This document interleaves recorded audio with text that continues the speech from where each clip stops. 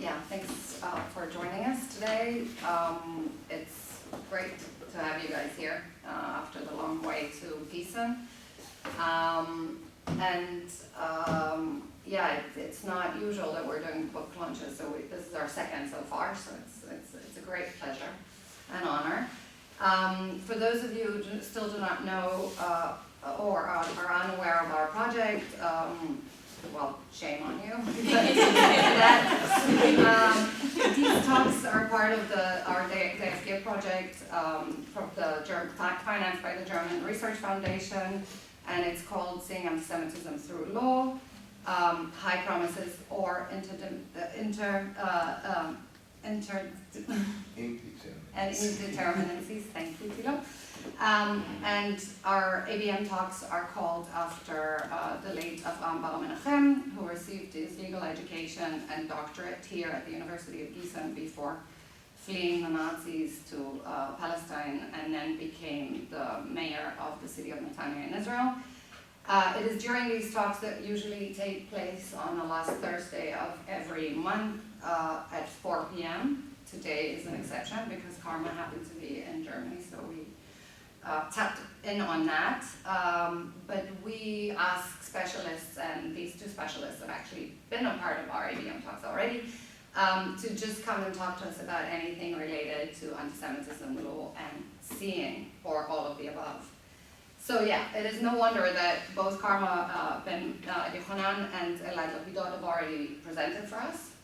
But Karma, when you presented approximately a year and a half ago, we promised you that we'll host you for a book launch because you were back then working on the editing of the book, right? So here we are. Both Christians and Jews share the idea of keeping promises. So we kept this one, and today, and that's why I guess there are also few people who came to listen to us, because there is the Akademische Festakt at the university, which is when different projects have been, or students have been awarded with an academic prize, so that's one thing.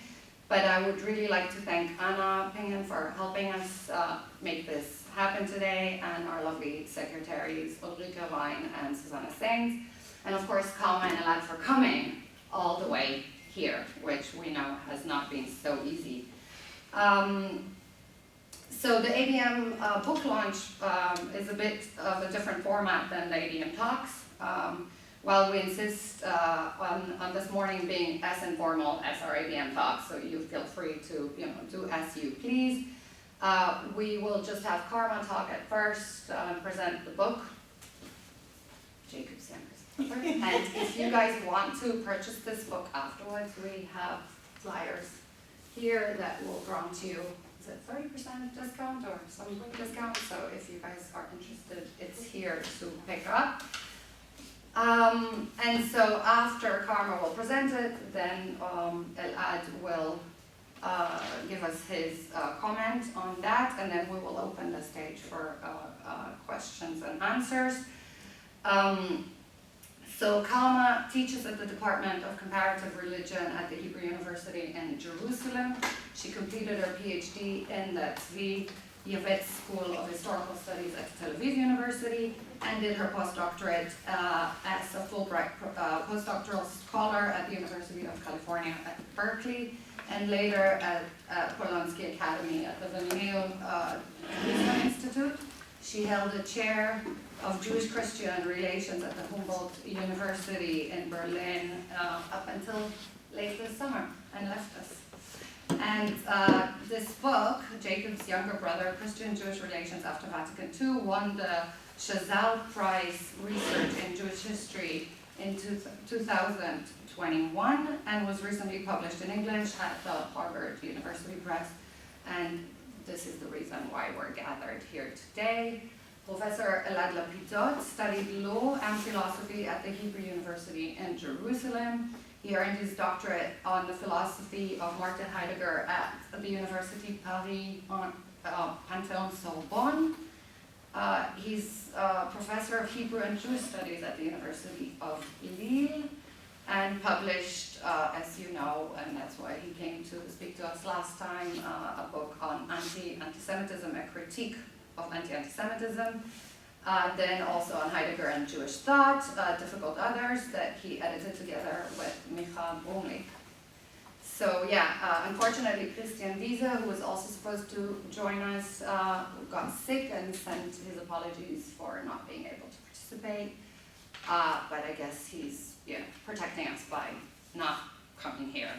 You know. So yeah, the floor is yours, Kalmar. Thank you so much for joining us, and looking forward to this event. Thank you very much, and thank you all for coming. I'm explosive, as we say.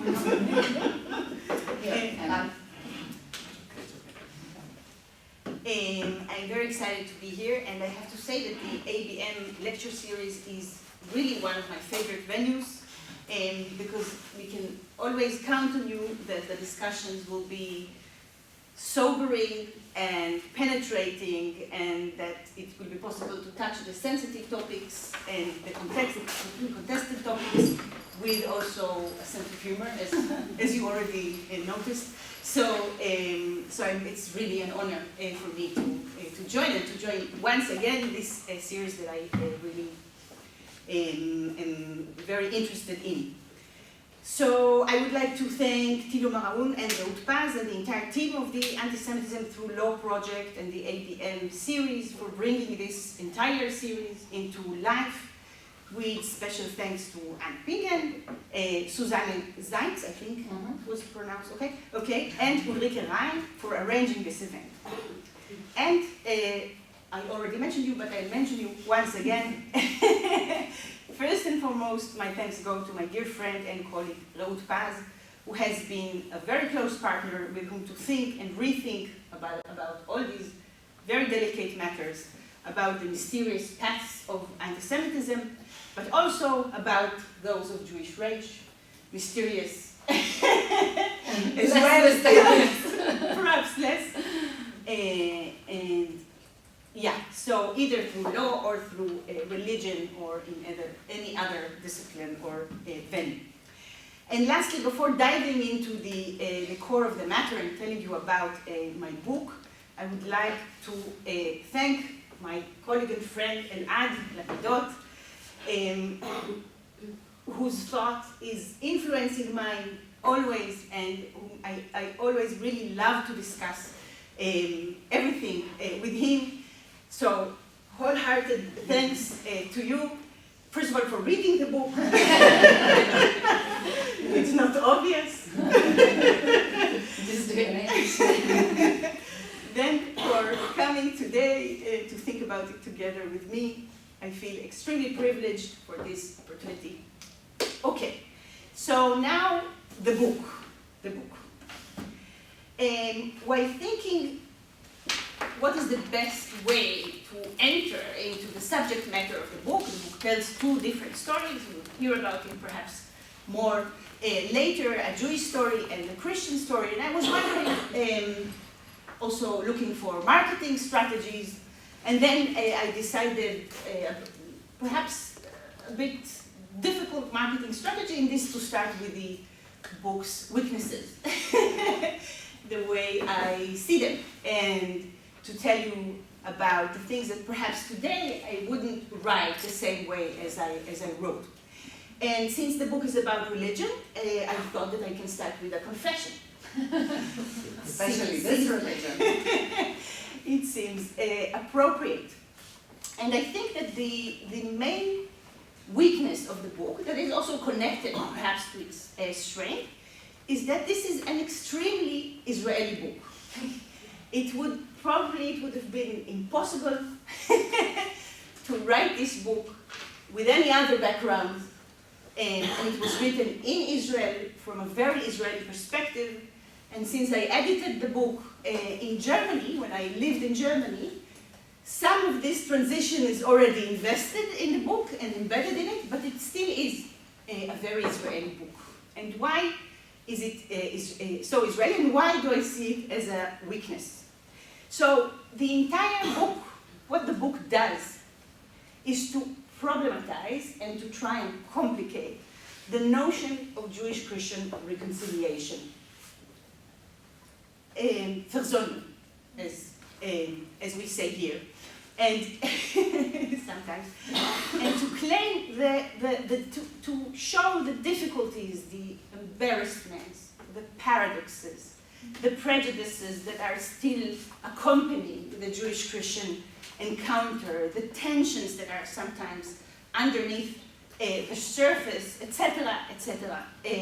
So this is what the book does.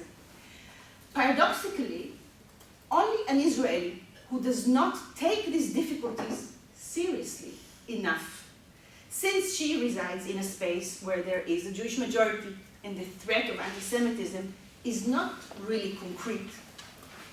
It does not express itself in everyday encounter. Only there it is possible to somehow surface these difficulties. Jews and Christians in Europe, in the United States, and basically in every place which is not Israel, have too much at stake in this relationship. The vulnerabilities are too strong that one has to be much more careful in moving between these spaces, let alone criticizing one's own position, so the Jews' position or the Christian's position in this dialogue. So this means that for me the book is one at the same time sober and very naive. It is sober in showing how difficult it is for Jewish-Christian relations to get over their incredibly conflicted past, a past which was first and foremost overshadowed by anti-Jewish Christian perceptions, and in refuting our expectations that it will be possible to simply put these difficult traditions of mutual hostility behind without any residues, so that it will be possible simply to break with the past and start anew and everything is. So that's one thing, but it is also naive in some way, because I repeat in the book exactly the mistake that I identify in Jewish-Christian reconciliation.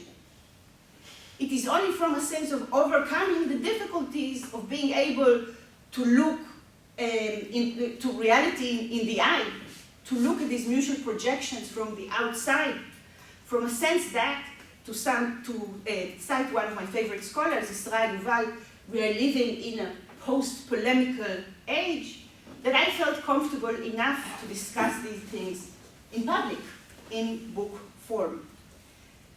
So, in a way, one has to be a little bit insensitive in order to talk about the sensitive issues. And yes, so this is something that, with a change of context, things look differently. And it is always very, very hard when we talk about Jewish-Christian relations. We have to keep in mind that the question is always which Jews, which Christians, what's the power structure, where is it all happening, what's at stake for each side, which is never the same thing. Okay, so after getting this off my heart, the confession is now over. And now it is finally time to talk a little bit about the contents of the book. So, the book is about reconciliation, about this age of interfaith dialogue. Interfaith dialogue is something that does not have to do only with Jewish-Christian relations. We see this phenomenon as one of the markers, perhaps, or characteristics of our time. But Jewish-Christian dialogue is actually paradigmatic in this regard, and perhaps we can talk about this more. But it is not always clear what is reconciliation or dialogue made of. What do we mean exactly when we talk about Jewish-Christian dialogue? What's at stake there? What's going on there? And the book is following a very interesting historical process that starts, of course, in the aftermath, immediate aftermath of the Holocaust, and becomes institutionalized in the... How many theologians are there in the room? No theologians? Okay. Yes, of course. So maybe I just say a word so that everybody on board with that. So you probably know about the Second Vatican Council taking place in the Catholic world in the 1960s. And there, in 1965, the Catholic Church, the Council, publishes one of its documents is the Declaration on the Church's relation to non-Christian religions.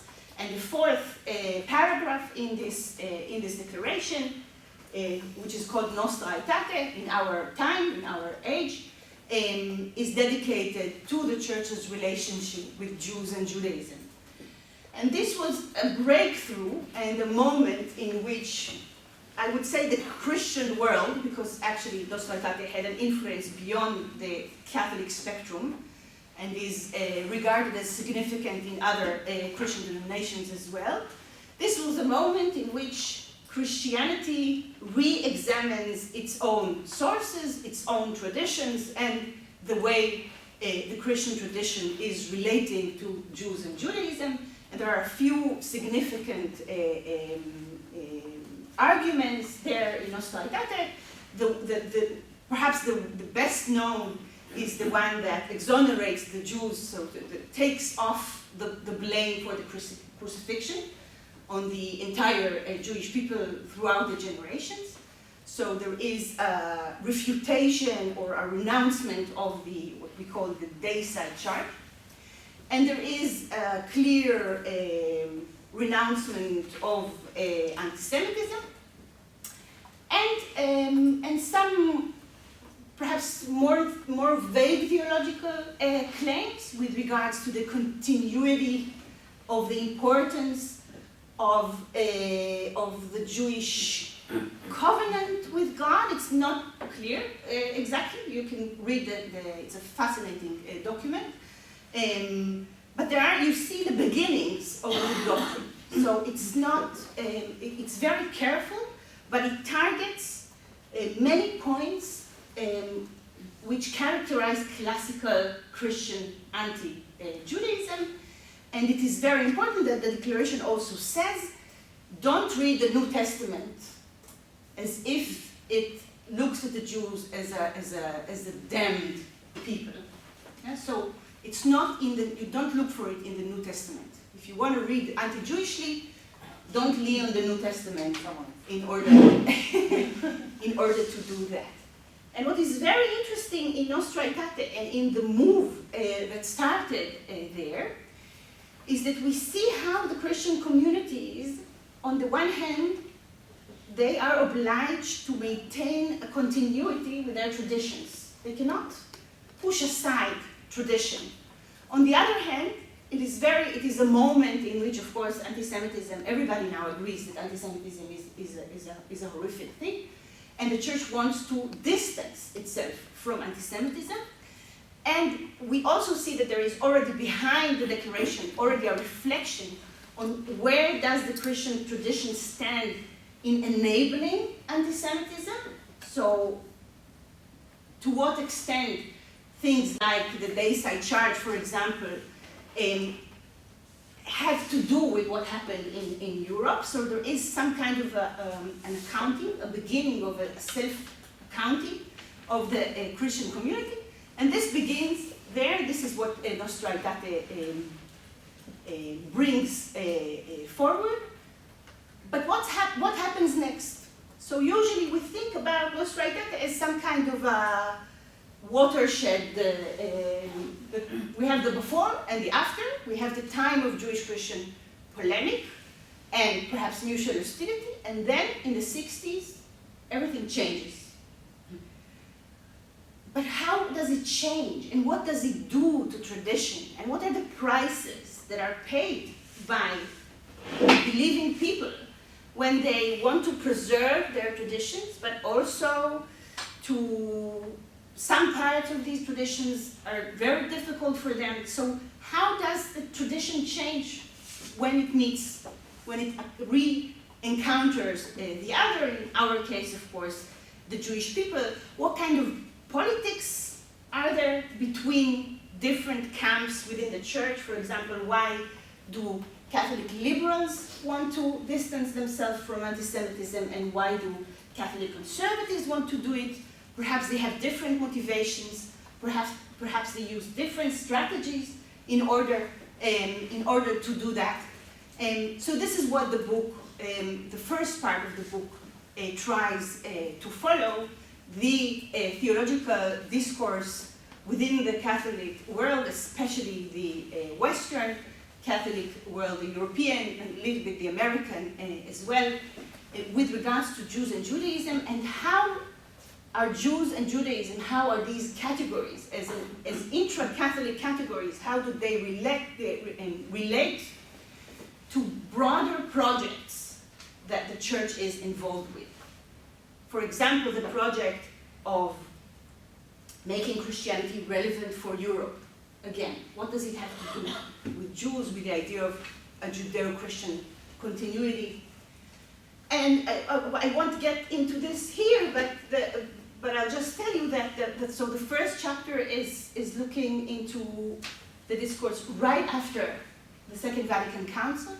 So how those sentences that are in Nostra Aetate, how they are developed by prominent Catholic theologians, what kind of theological problems this produces, and how do these theologians cope with these questions.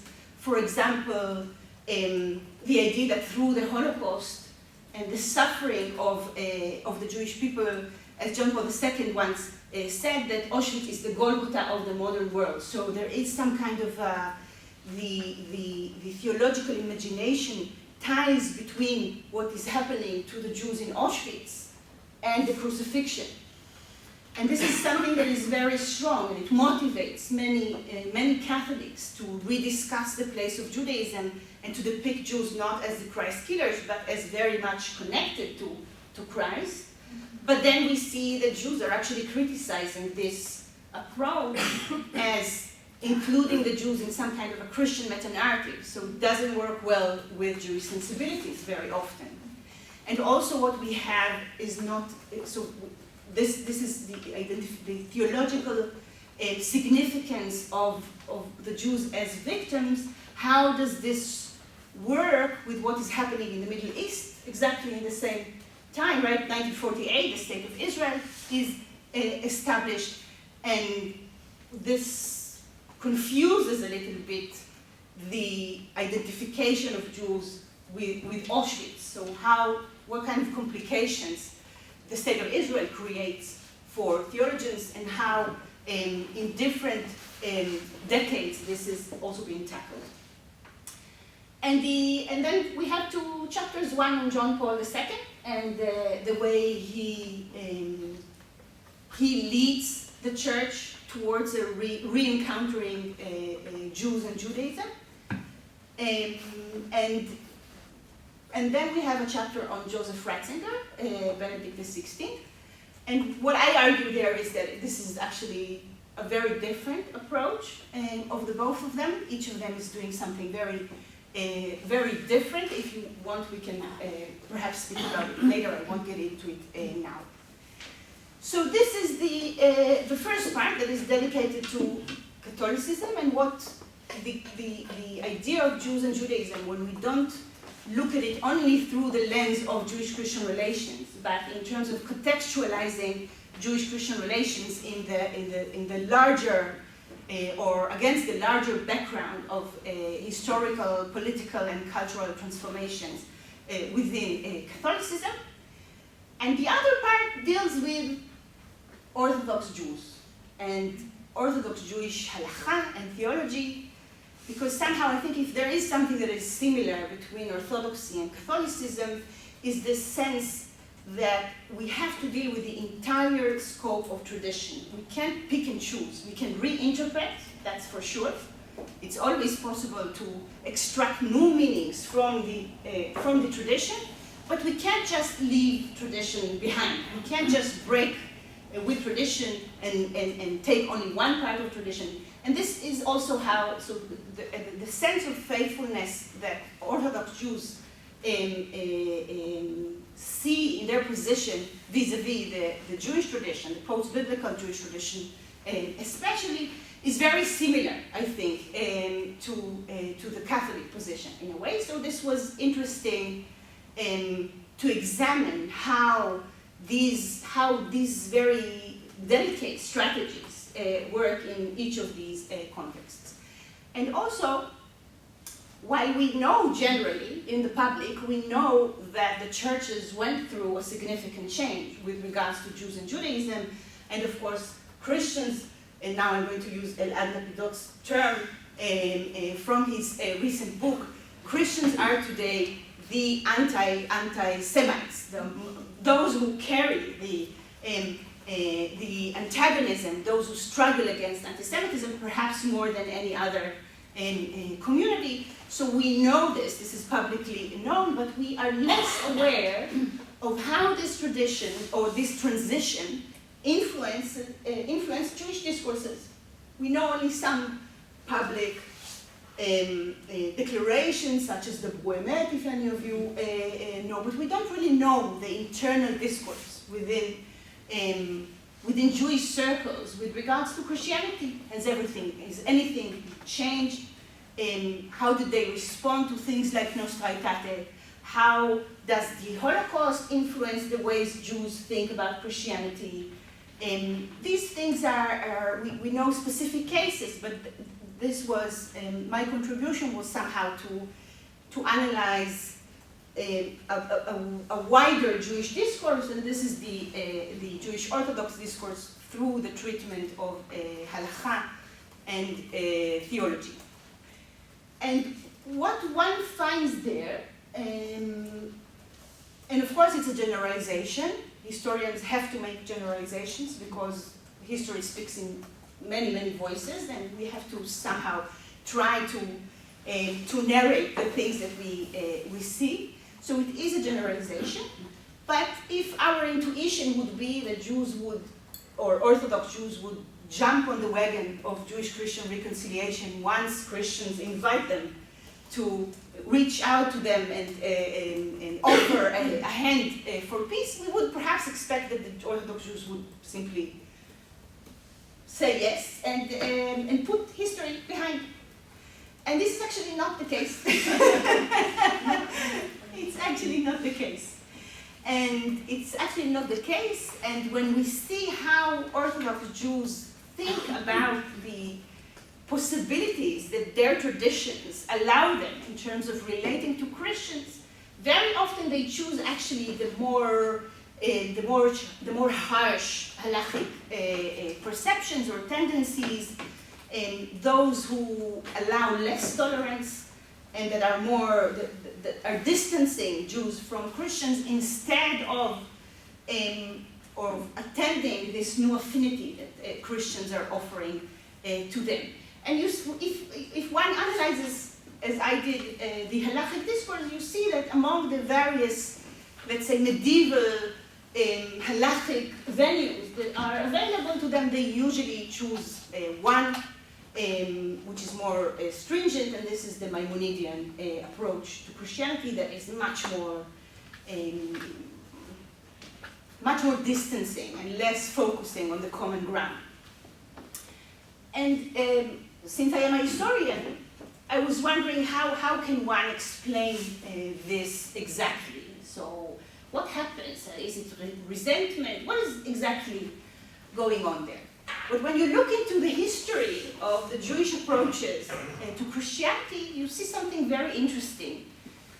That when the Christian persecution of Jews is becoming stronger, this is precisely when Jews become more lenient towards Christians.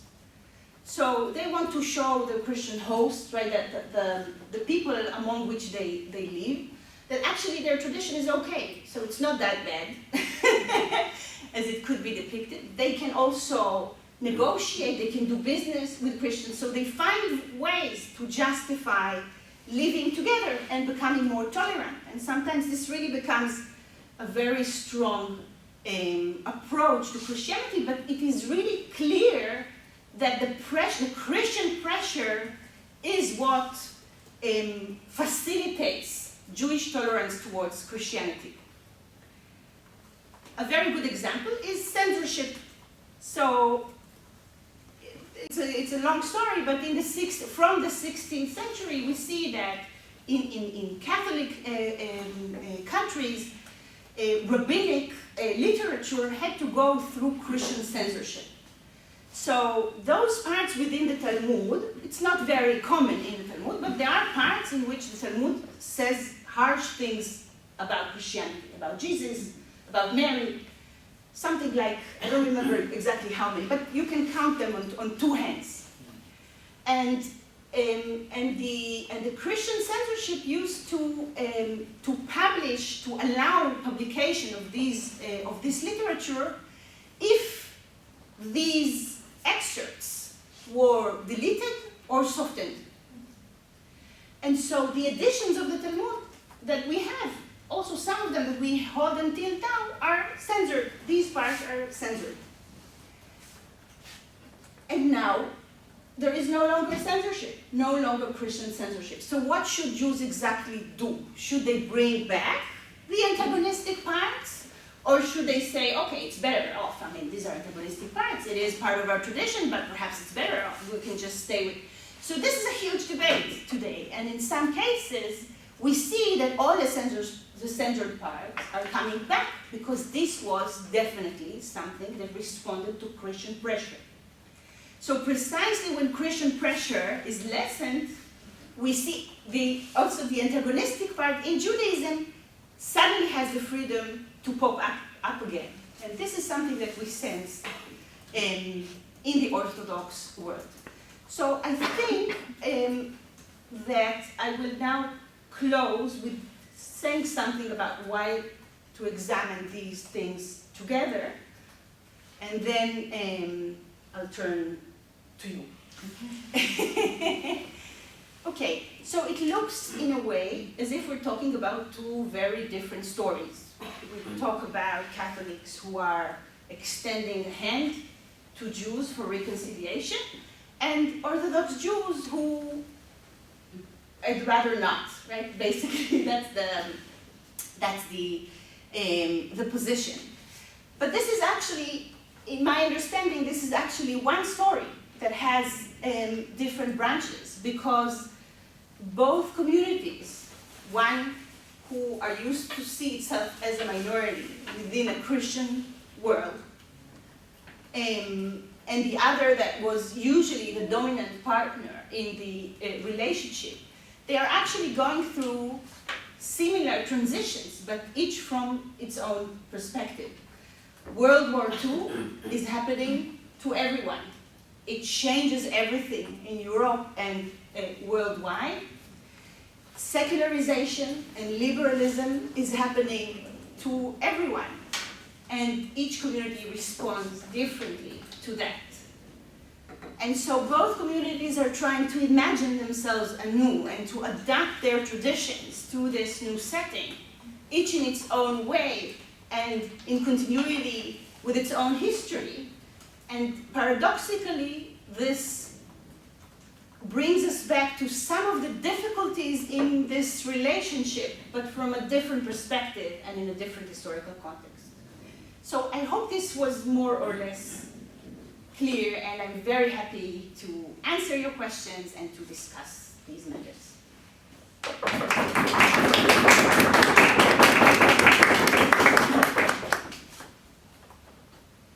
it's my turn. Go ahead. So good morning, and first of all, thank you for this invitation.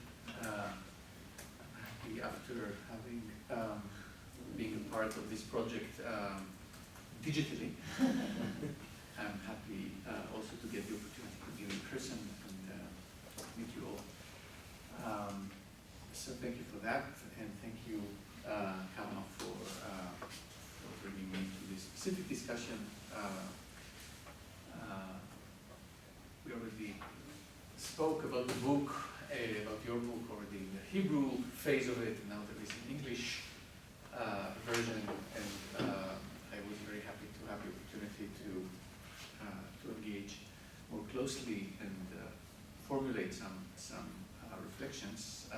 As you know, and I told you, but now I told everybody, I learned a lot from the book, and I think it is an important intervention, which, as you already mentioned, in different way corresponds to my own book and project and reflections. So it is a genuine pleasure to engage in a conversation about it. There are so many different aspects of Karma's book, as you already had the opportunity to see, the Christian side and the Jewish side, and within each side different directions and different moments. So I would not dream of saying anything that can treat all these aspects. So I would choose one or two aspects that I think in somehow refer to one of the global arguments of the book, let's say, with which actually you finished the talk, namely trying to not only describe the situation but also try to offer some kind of a explanation and a way of accounting for it, some kind of theory to this fascinating parallel but nonetheless contrasting a situation in this real or imaginary conversations, and I underline imaginary. So the observation, as we all heard now, is this on one side, post World War II, this Christian desire to dialogue with Jews, and on the other side, at the same time, parallel ways, and somehow responding to the same event, a Jewish reluctance to dialogue with Christians. Now, the Karma's more theoretical conceptual reflection on how to account for that discrepancy in the English version, which was still not in so much in the Hebrew version, but became more explicit in the English version that is available to you. Karma offered, and we had also a conversation about it, and I think it is the right way to look at it, a framing of the situation that responds to a more broader concern, broader I mean also beyond the Jewish-Christian dialogue, broader concern of after post-World War II global situation, which is the decolonial condition, namely the European retreat from geopolitical retreat from presence outside of Europe of many centuries, but also ideological, moral, political, philosophical retreat or self-critique after the World War II and a series of events around the world, before and after. So, more specifically to the Jewish-Christian situation, a kind of a Christian self-decolonization, let's say,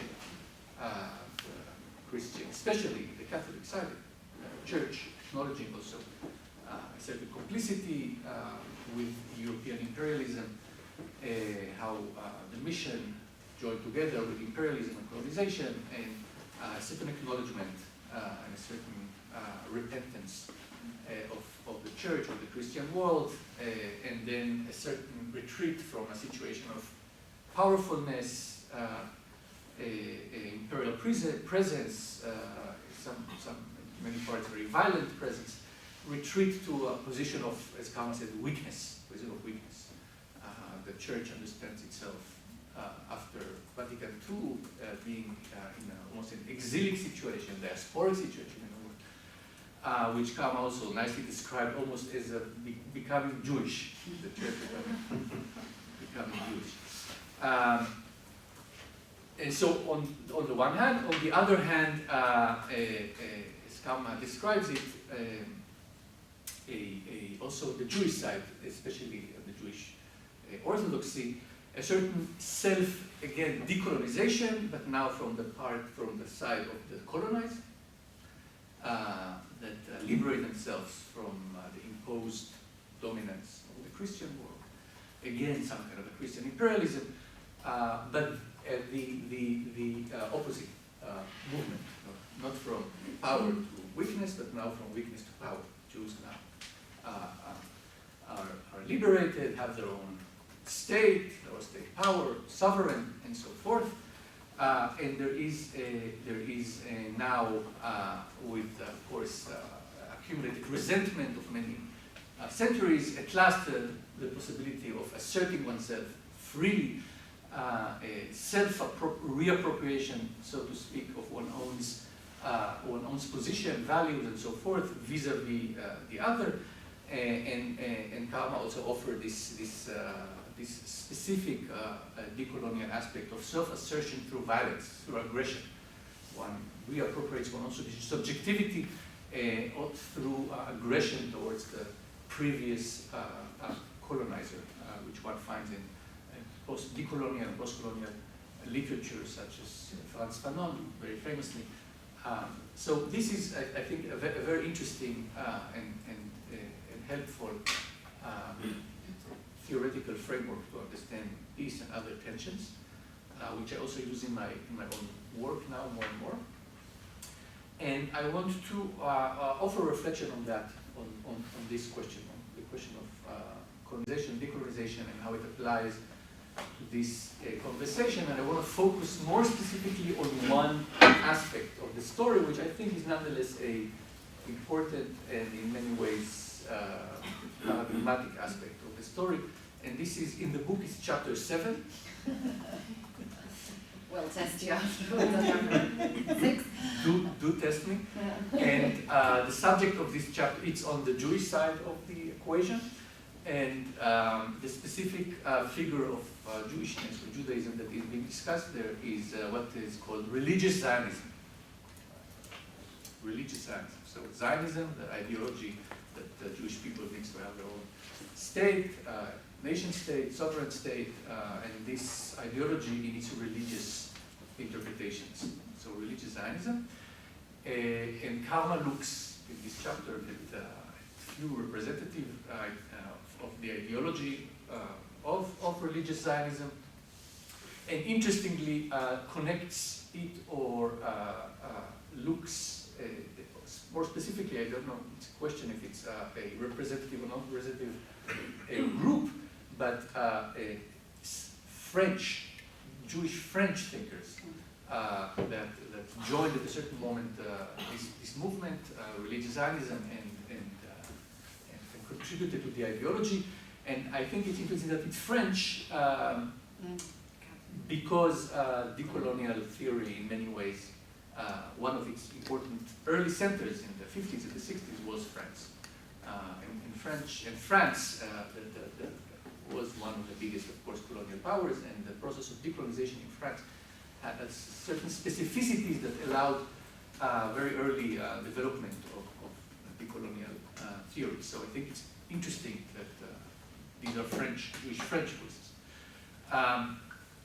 Now, the picture, more or less, and I allow myself to simplify it so my argument will be better, that Karma offers in the book is precisely that these figures that develop this ideology of Jews need to have their own sovereign state in former Palestine, Eretz Israel, and need to assert themselves in this place. So Karma presents in the book, of course, in many ways, a very clear way to see that the self-liberation vis-a-vis Christianity, and in this sense, Christianity can also be understood more broadly as a Western domination. So where Jews assert themselves, liberate themselves, and Jews assert themselves and find their own place and sovereignty in order to realize, finally, after centuries of being limited by more or less Christian political order, finally realizing their ideas of how the world should be in their own Jewish state. So create their own political order, legal political order.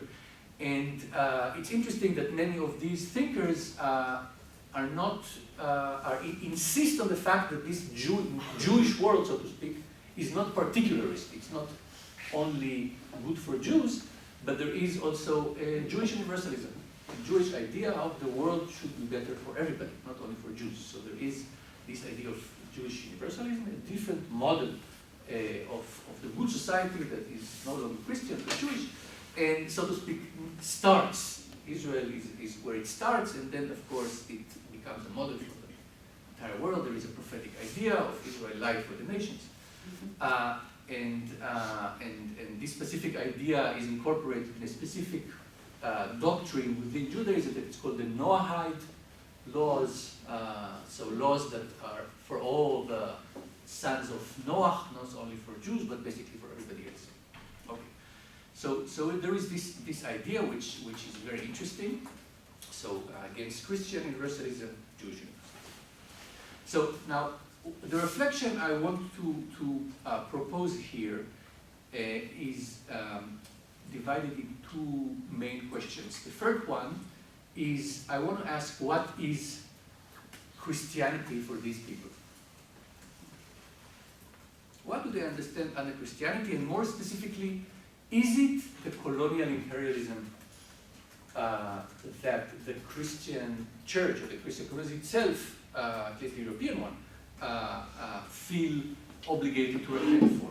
Okay, so is it what Christianity, and is it a colonial imperialist one? Second question is what in the world, what real community in the world corresponds to the understanding of Christianity of these people? So who do they really think about when they say Christianity? And of course, the provocative question is it Christians?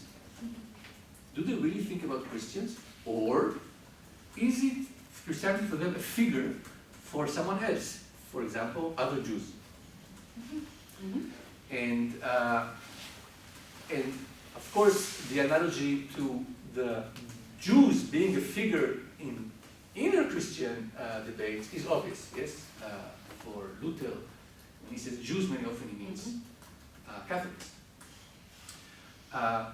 So is it the same what's happening here? And of course, I suggest that perhaps in many ways it is. So I wanna discuss the two main phases of the development of religious Zionism. The first one is the founding father that Karma discusses in this book, in an important article, a rabbi by the name of Kook, Rabbi Abraham Kook. Kook the father, let's call him. And the second phase, who was working in the around First World War in Palestine, before and after the First World War, and died before the Holocaust and the State of Israel. And the second phase symbolized by his son, Kook the son, whose main thrust of his ideology was after the State of Israel, and most importantly after the Six-Day War. So I'm going to start with Kook the father. What is Christianity for him? And Karma described it very well in the book.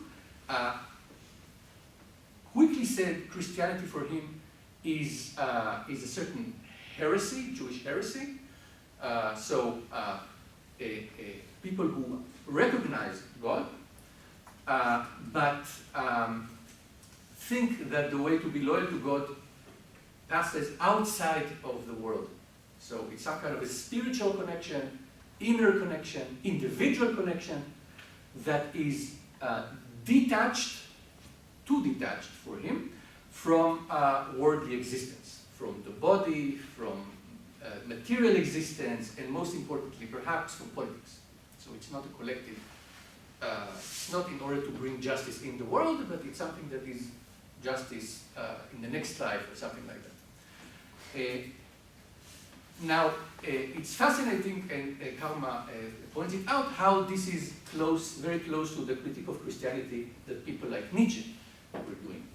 Okay? Christianity as being, those of you who know a little about the history of religion, a gnostic, as a gnostic problem. So the negation of life, the negation of the world, developing some kind of what Nietzsche called slave morality, hating life, so to speak. Now, this Nietzschean critique of Christianity, I suggest, is not so much a critique of Christianity as imperialism. So precisely as a very worldly power, but it's a different, I think, critique of Christianity, which corresponds to what Nietzsche called nihilism, a complete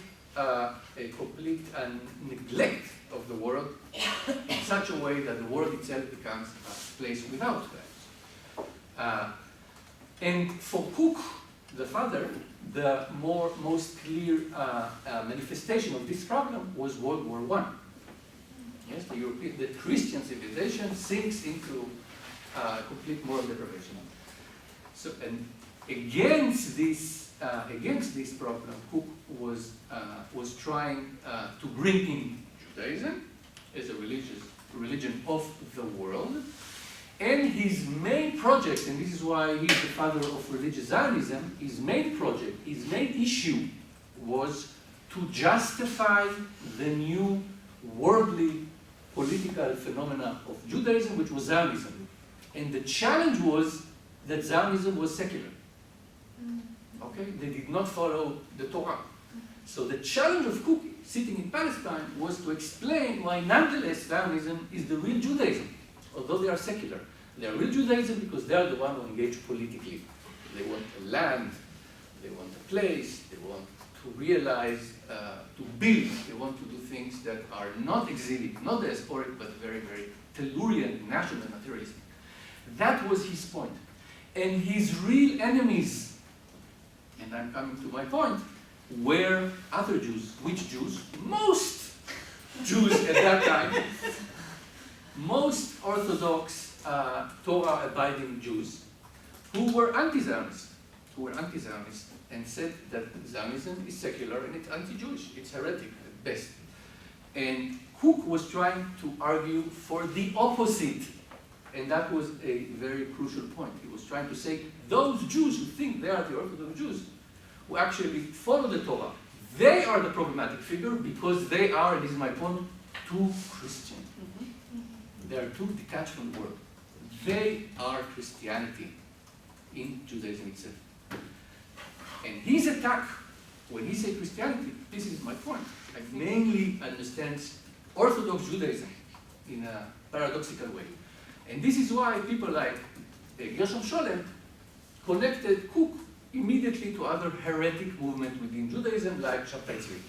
Okay, a heretic messianism, a kind of a new redemption of Judaism that starts by changing everything that you knew about Judaism.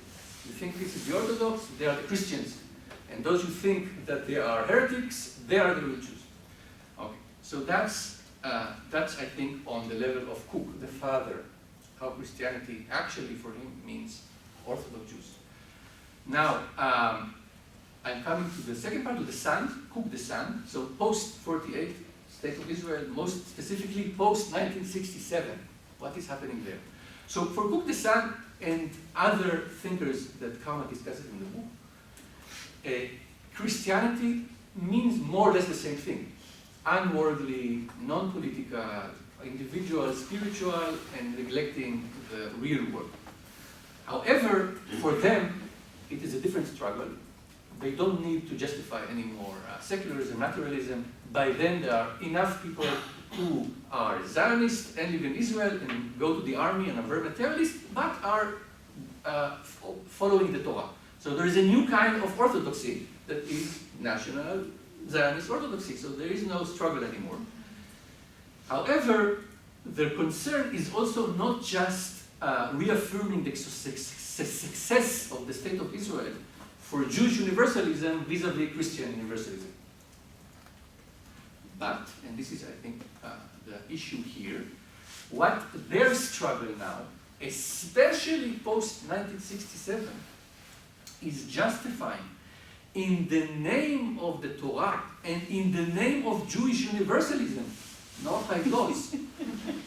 They need to justify the oppression of non-Jews by the name of Jewish universalism, namely the military state violence of the State of Israel in the occupied territories. You could say there is a state violence and occupation of Israel since 1948, which might be the case. But it's really becoming an international issue after 1967. After 1967, precisely because of the decolonial discourse, Israel only then is being conceived as an occupying, colonizing power. This is the issue, this is where these people need to argue against, and this is where they mobilize Christianity. And as Karma points out, Christianity, and she refers to one of the most recent thinkers in this tradition, a rabbi that is called Shlomo Avinel. Christianity basically is those who criticize Israel for being an oppressive power. And these are indeed a decolonial, post-colonial international community, European American community, and the Jewish left. These are the Christians. These are the Christians. Now, I want to close by saying that paradoxically, what is happening here is that these anti-Christian, so to speak, Jewish religious Orthodox, basically what they're doing is justifying colonialism. They're justifying colonialism as traditional Christian colonialism did. Namely, we are here to realize a universal mission. Okay, it's not a Jewish particularism. There is a very similar logic, if not the same logic, of traditional Christian motivated or Christian ideology motivated imperialism. And what is happening in a paradoxical way, there is here an explicit, Karma shows it, explicit replacement. There is a replacement theology in Christian side where the church replaced the Jewish people. Here we have a Jewish replacement theology, where it is the Jewish people that replaces the mission of the Christian European empire in bringing God into the world. Namely, there is here, and let's finish, an idea of the Verus Christianity. We are the real missionaries or those who are here to change the world, even if this requires using state power.